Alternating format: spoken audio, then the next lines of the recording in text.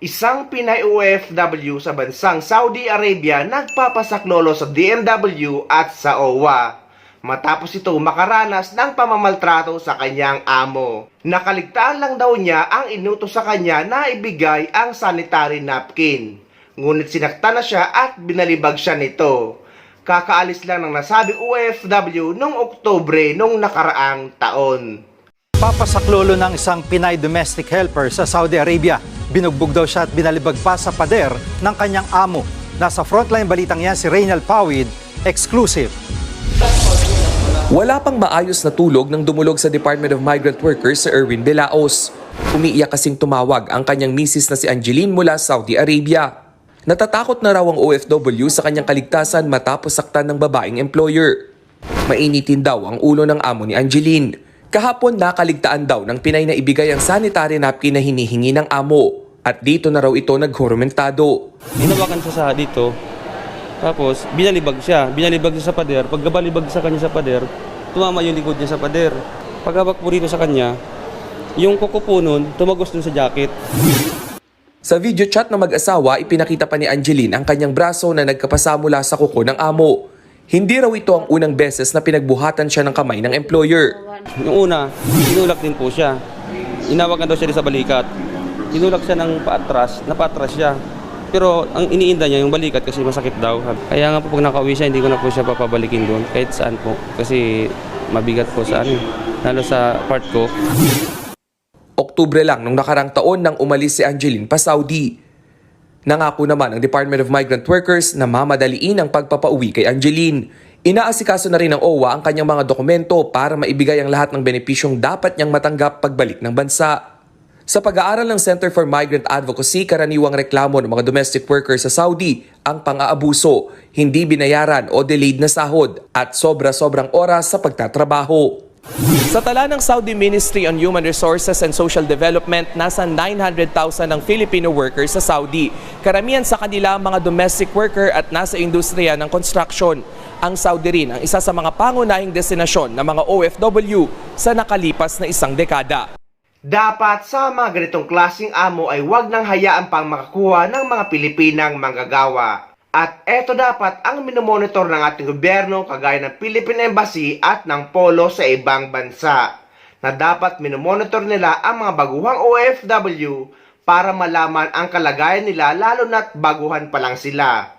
Na matagal nang sinusulong ni Senator Raffy Tulfo ang pagbumonitor sa mga OFW baguhan. Lalo na sa Middle East kagaya ng bansang Kuwait at ng bansang Saudi Arabia na mataas ang mga kaso ng pananakit at pagpatay sa mga Pinay OFW kasambahay. When this committee heard the case of Julie B. Ranara last year, we strongly recommended the adoption of stricter measures to ensure the constant monitoring of our OFWs abroad. Among others, we recommended the following. Number one, that the DMW and OWA should improve and intensify their systems for monitoring, communicating, and in rendering support and immediate assistance to our OFWs. Number two, that licensed recruitment agencies should equally share the burden of strictly monitoring their deployed workers, and their capacity to do so must be closely watched by our agencies. Kailangan dumaan sa karayom ang mga recruitment agencies na ito upang sila din mismo ay may kakayahang mag-monitor at agarang makatulong sa mga OFWs pag nagkaroon ng problema. Number three, that prospective foreign employers must undergo some form of screening. Very important sa akin to.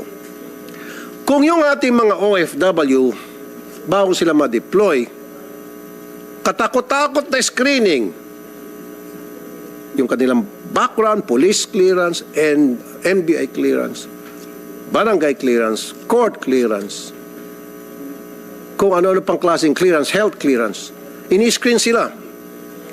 Pero yung mga employer nila, hindi ini-screen kung sila ba'y karapat-dapat na tumanggap ng OFW natin.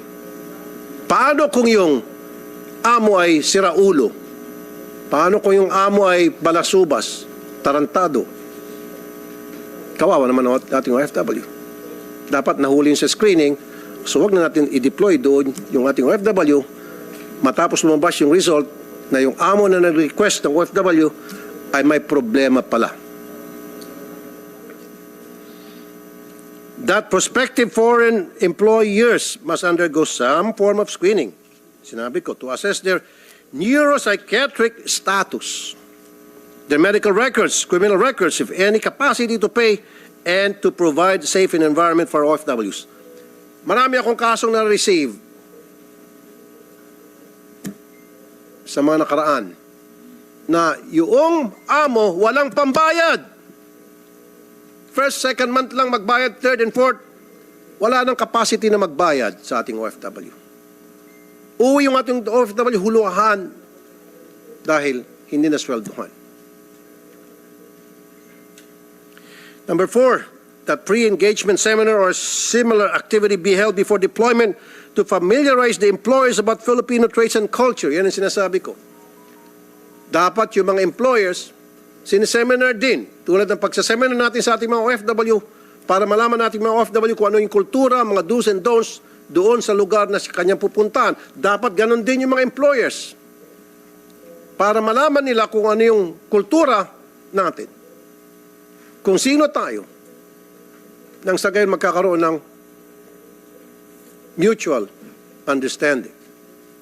Kasi meron mga employers na ayaw kumakanta o sumasayaw yung ating mga OFWs.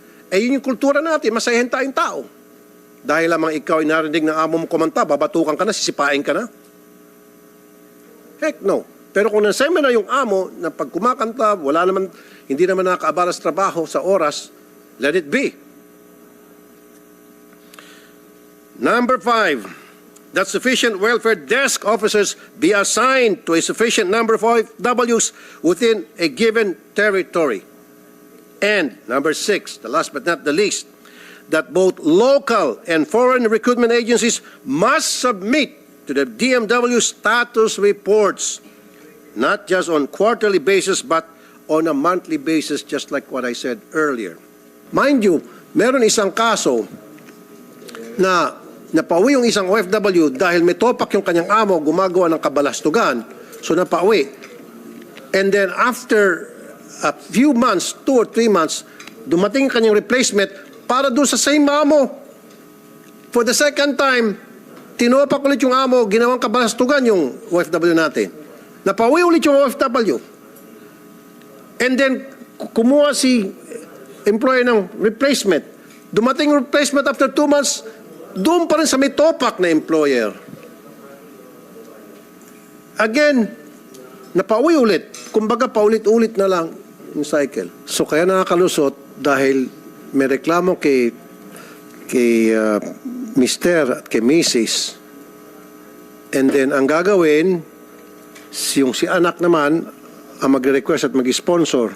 So, dapat yun, meron tayong sistema na para ma-monitor natin, makita natin na, uy, itong pong si yung Mr. and Mrs. at saka anak, magkaisang bahay lang. Or sometimes, kukunin ni anak, si anak mag-sponsor using a different address. Pagdating kay anak, ipapasa sa kanyang parents. Pabor ako sa sinabing ito ni Senator Raffy Tulfo na dapat minomonitor ang mga baguhang OFW dahil nangangapa pa sila sa ugali ng amo at sa sitwasyon at karamihan sa kanila ay hindi pinapahawak ang cellphone.